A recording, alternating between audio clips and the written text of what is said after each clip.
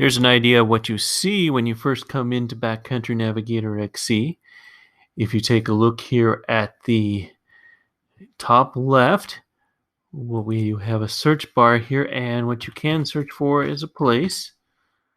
For me, somewhere similar, simple and nearby, like Camas, Washington. You have a chance to add a bookmark when you choose one of those places, or not. In this case, we are looking at what is a vector map of the world called the BackCountry World Map, which comes up by default. Also in the top left, you see what's called the navigation menu, sometimes called the hamburger menu. And among the things you'll see here are trips and map. On the map, what you're getting here is a list of suggestions based on the state and or country that you're in and the place that you're looking at on the map. You can choose any of these to be a favorite, and you'll see here that there's several other favorites. They might have been chosen either here or on the web, but you can choose one of these and add it to your quick access menu. We call that pinning, or simply open it, which also will add it to that menu. And you see what you've just added here is in the quick access menu, this little part here, and you can switch between maps in the first place here in the same place. Similarly, you can go to trips and you can choose some of these to pin them to your map, so they'll be part of the quick access menu, and pin that. First of all, it's going to want us to download this trip. And what you notice here is there's a lot of trips here that were in the cloud, which meaning you might have created them from bcnavxe.com, and you want to have them here on your device. You can easily download or upload. Other thing to note is there are folders which each of these trips can be in. A trip contains both tracks and waypoints, but may be contained within a trip folder. For example, this is one we want to pin to the quick access menu. Let's see if we can download some others here. And also pin that to the quick access menu.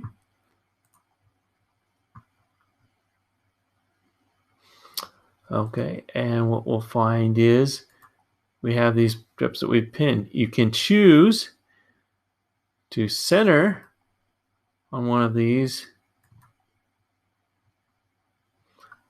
by choosing this icon here. Also, if you want to get a quick list of what's in this trip, you can click on its underlined name here in the quick access menu, and you see a list view of what's there, as you can find more information about some of these things.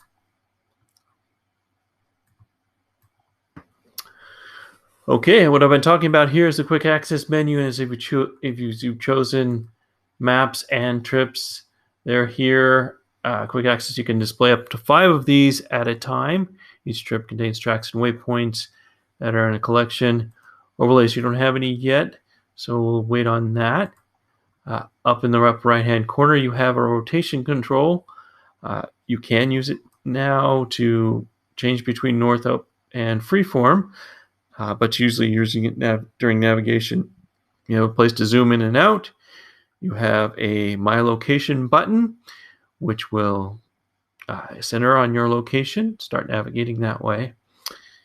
And we have this little plus button here on the bottom right corner that will give you some more options.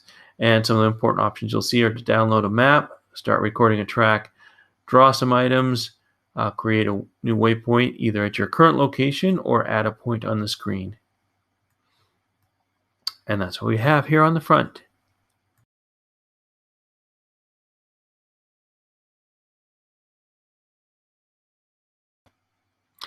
Let's talk a little bit about downloading maps. In particular, we're going to download a raster map, which is a pixelated map, something you're used to. I'm going to take a look a little bit at prerequisites. Before you download maps, there are a few things you should look at. As far as settings, there's a lot of things here you don't need to worry about so much, but map storage is, if you have an external SD card with a lot of room, that's usually the one you want to pick, and that's usually something you would want to pick before you do any downloads. If you don't have external SD card, do not choose it. Just keep it on an internal, as is the default for downloads. The other thing you want to make a note of, you are going to need a membership in order to download maps, and what level of membership is determined by the type of maps here. We have some maps that are bronze. You can see a symbol here. We have some maps that are silver, and we have one map here, in particular the map we're using, that is gold. So you would need a gold membership to download gold, silver, bronze, and a silver membership to download silver and bronze, or just a bronze membership to download everything else. And you can get an idea of that from the map suggestions here. So fortunately, if I look at my membership, I have a gold membership, valid for a little while longer, and that will allow me to download some maps. Okay, we need to push this button first before you find the download map. If for any reason you don't see download map, it might be because you're in offline mode already, and you won't see it because you're not going to be able to download maps if you're assuming you have no internet. So we're going back to online mode in order to download that. And we get a list of steps here, a tutorial how we're downloading maps and what kind of controls we use. Something to note here is you can tap the squares, but you can also control the size of the squares in download clear, or set the max zoom as far as how much detail you want. We're going to see what all of these things say. Okay, so we can, maximum size here is zoom level 15. Some maps may have more. You could dial that back, but most people want a good amount here, 15. Well, you're seeing some squares here on the screen, the grid. You can change the size of the grid, if you want some really big squares to download, but you can also change it to 11, so you have some smaller squares to download. Once you start selecting some of these squares, it's going to start estimating the amount of size, and this is a wild guess, so you don't actually know how big these are until we download them. And in this case, you can choose to download. Prepares to download, and you see a banner here across the screen that you are indeed starting to download. Other thing you should note, that even if you're not in the app, you can see here where you have a download that is in progress, and you can get an idea of how much progress you're making.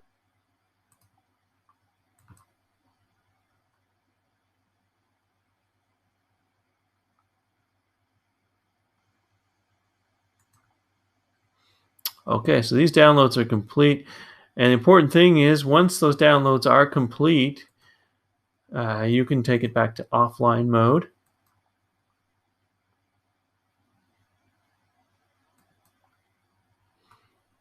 Zoom in a little bit here, and we're able to see the things that we've downloaded, and basically nothing else,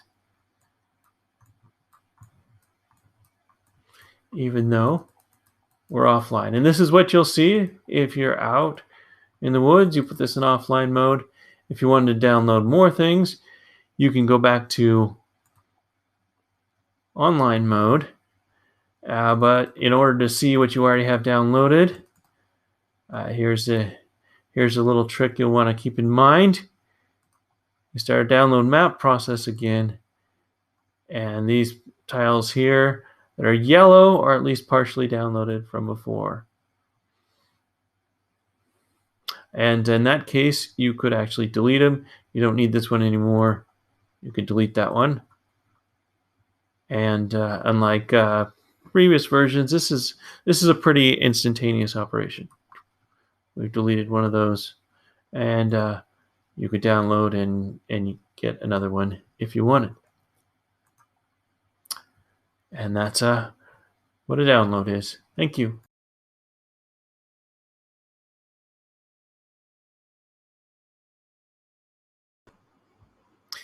Here's an example of downloading a vector map with BackCountry Navigator XE.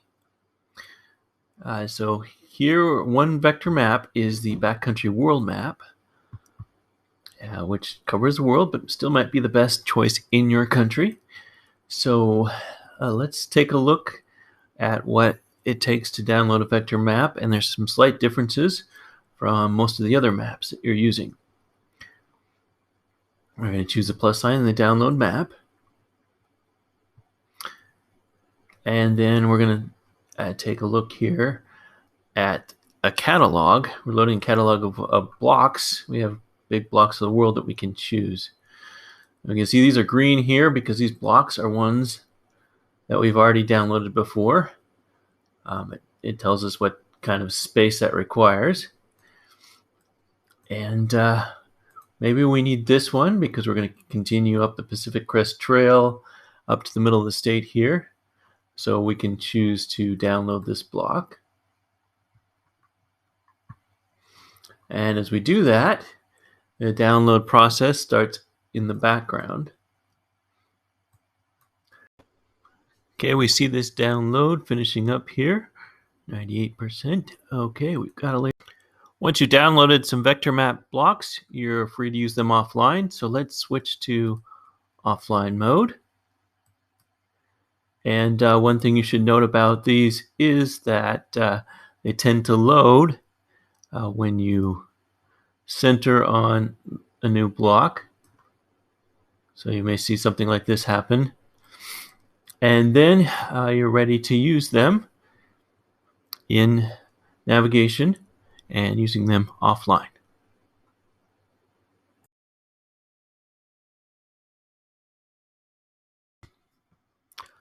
Okay, we're going to create a kind of trip data called a waypoint. And to do that, we'll push this plus button at the bottom right-hand corner. We have choices here for adding a new waypoint per my location. That's usually when you're navigating and you want to know a location where the GPS is pointing. Place a waypoint where you're actually standing.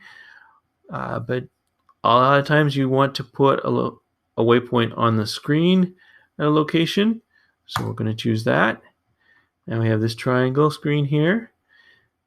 And if we don't want it right here in the middle of the screen, we could move it around here anywhere that we can see here on the screen.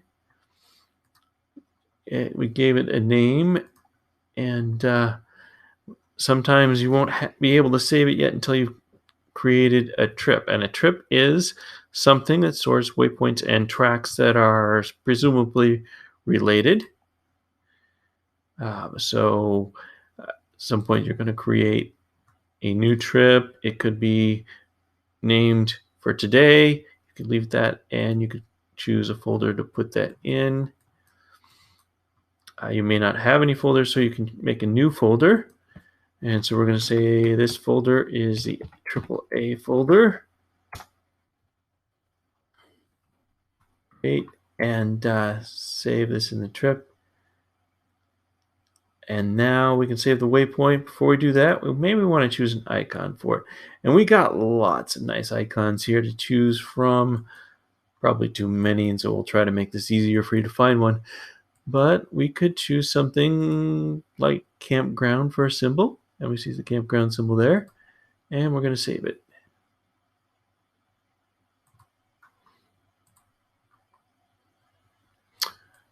Okay, and now we've saved a waypoint.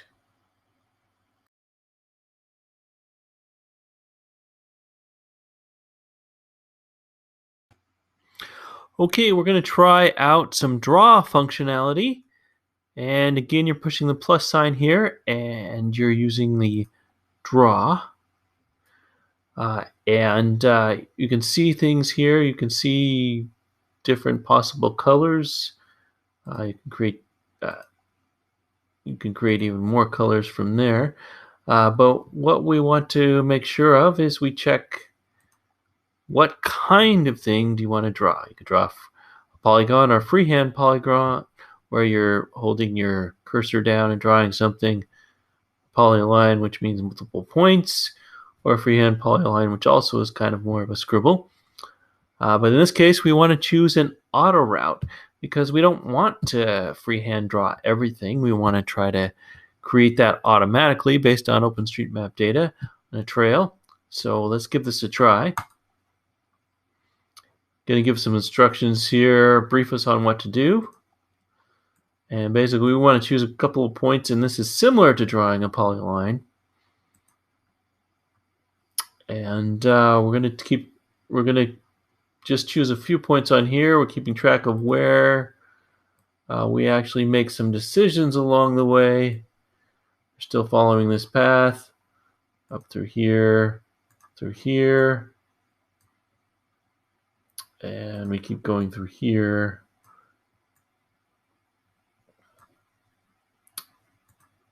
Choose a path here, choose a path here. Eventually, we want to find our way up to the very top of the mountain here. So now we're going to choose driving a car, mounting a cycle, or hiking on foot, which is what we want. So now we're actually going out to the internet to generate this map, and you can see instead of a couple of dots, we now have a line that will follow the trail. So we're pretty happy with this. So we're going to save it. And as always, you can create a new trip. And we'll say a trip that will take us to Table Mountain.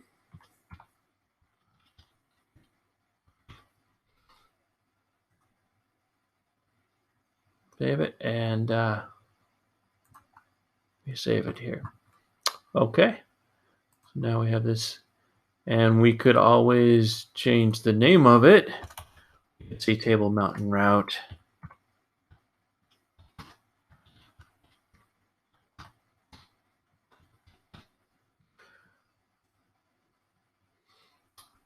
And we could even change the color of it as well. What we have here, we did go out to the internet and use the Autoroute service to create this route, but we have this route saved now, so when we go out there to hike on Table Mountain Trail, we could use it offline and it would still show up.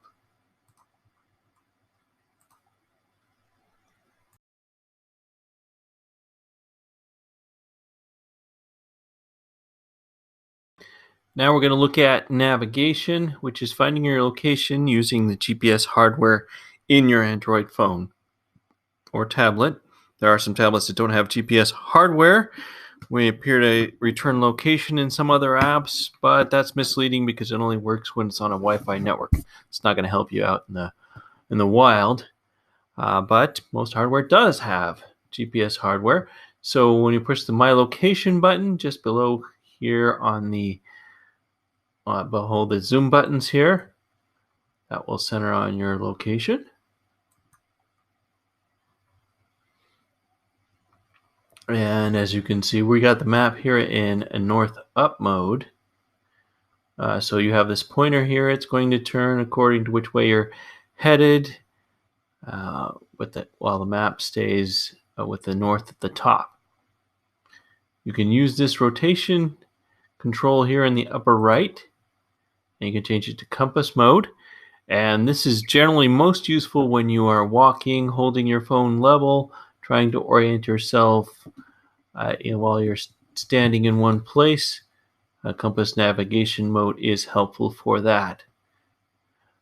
If you're in a motorized vehicle moving fast, a lot of times people will prefer moving direction navigation. In that case, you see more of the screen, and the screen actually rotates according to which direction you're moving in. For example, if the phone is in your car, it's going to be where the car is moving, uh, not necessarily the way that the phone inside the car is pointing.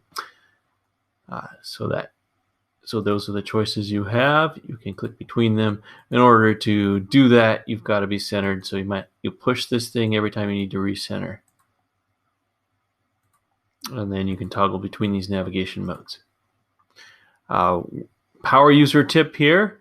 If you want to stop using the GPS at all, just long click on this and you'll see that arrow disappear.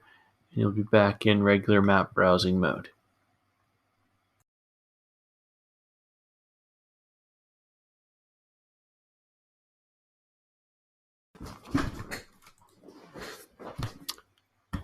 When we look at recording a track, we want to do certain things to make sure that we're getting good results.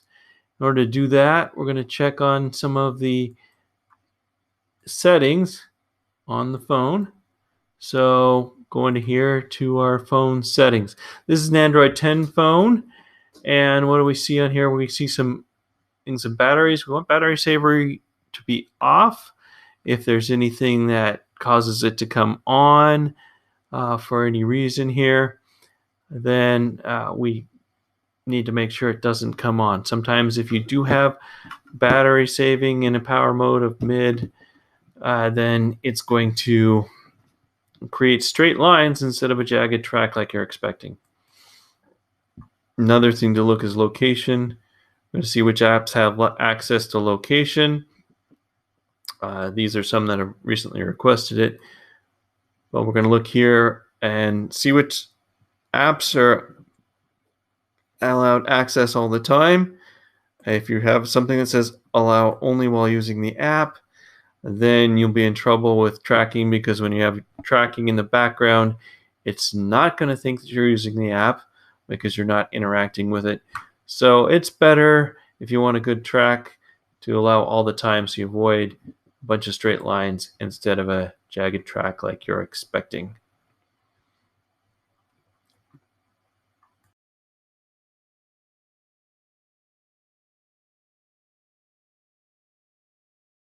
Okay, if you checked your location and battery power savings, you're in good shape to start recording a track. There's a plus button and choose record a track.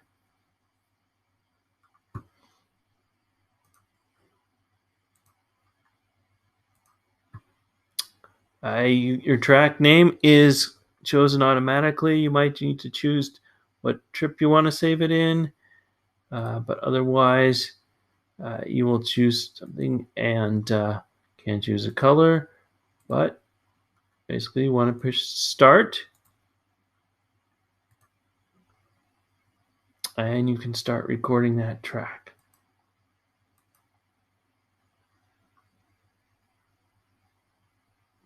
Okay, what you might have noticed is you get a chance here. You can see some of your basic stats on the track. You can customize those stats. You can see basic things here, but if you push this button, it'll give you an idea of things that you can see when it's minimized or when it's opened all the way. We can see altitude. Maybe you want to see min and max altitude, and you can customize what you see there. Okay, so we see a few more things. We can see here miles per hour, what altitude we are, and maximum and minimum altitude. We seem to be flat right here at sea level right now, so we're not going to see much of interest here. But you can open it and see these stats in a bigger format. Not see them at all, you can click this on and off.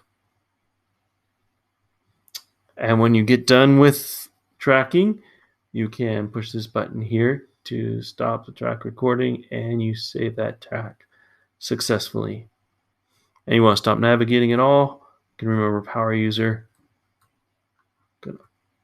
Use long click the My Location button and turn that off completely.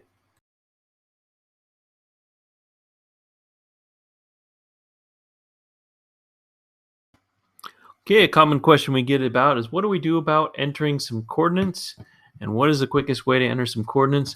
So let's take a look at what we could do to enter coordinates. Usually we're searching for a place up in this search box here, but we could choose to search for coordinates, and we're here 323.4. And in this case, we're using degrees and minutes and decimal minutes. We're going to use a negative sign for 117, and then 45.2. And now we see that one of the choices here, we have a bunch of places here that we probably don't really want, but we do see a waypoint here. We can choose to create a waypoint here, and we're adding a waypoint based on the coordinates we just entered. And we save that.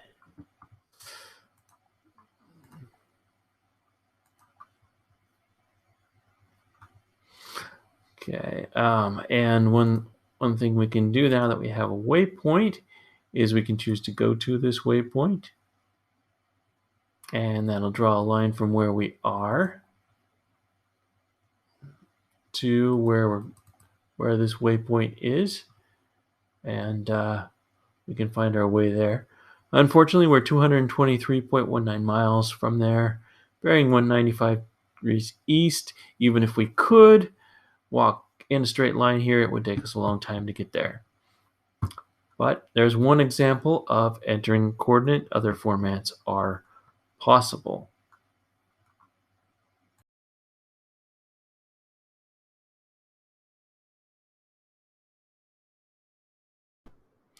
Okay, let's take a look at some selections you can make on screen.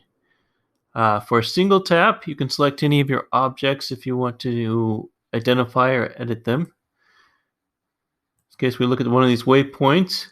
We select that, we can edit it, and we could change the icon, the name, or the description.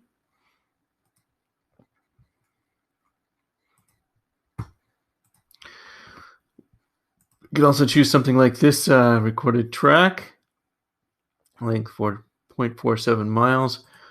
We could choose to change its color.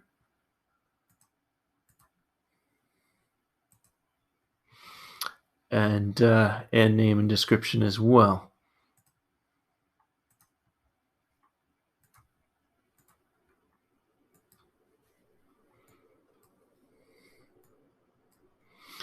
Okay, so another way if you want to select an arbitrary point where there isn't anything, a way to do that is using long click.